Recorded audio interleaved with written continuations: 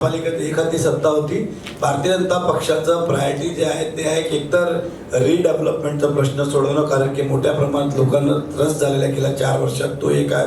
रस्त्याच्या खड्ड्याचा प्रश्न आहे आणि पिण्याचं पाणी या गोष्टीला प्रायोरिटी राहतील. त्यानंतर जे आम्ही आमचं संकल्पनामा मांडलेला आहे त्याच्यावर करून एक एक करून हे सर्व कामं आम्ही करणार. इलेक्शन संपले सर, पण अजूनही जनता विचारत आहे की अजूनही पाणी चालू झालं नाहीये, मेट्रो चालू झालं नाहीये, काय म्हणणार सर आपण? बघा, हेच तुम्हाला सांगतो की आता महापौर बसल्यानंतर ह्या सगळ्या गोष्टी डे टू डे, कारण त्यांना बैठका लावायचा अधिकार आहे, सर्व अधिकाऱ्यांना जॉब विचारण्याचा अधिकार आहे. ते एकदा महापौर बसल्यानंतर तातडीने या बैठक घेतील आणि टाइम बाउंड कार्यक्रम सर्वांना देतील की हे कधी संपणार आहे, कधी संपणार. आता असा पहिल्यासारखा चालणार नाही, कधी या आणि कधी जा.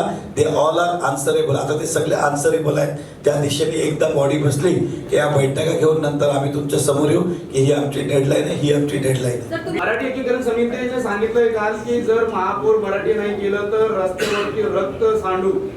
तर यावेळी मीरा भाईंदरमध्ये मराठी महापौर भेटणार आहे की नॉन मराठी, काय नेमकं? बघा, असं आहे की अजून महापौरचं आरक्षण आलं नाहीये आणि हा पक्ष निर्णय घेईल. त्यांनी काय सांगितलं त्याच्यावर मी काय उत्तर द्यायला बांधील की नाहीये.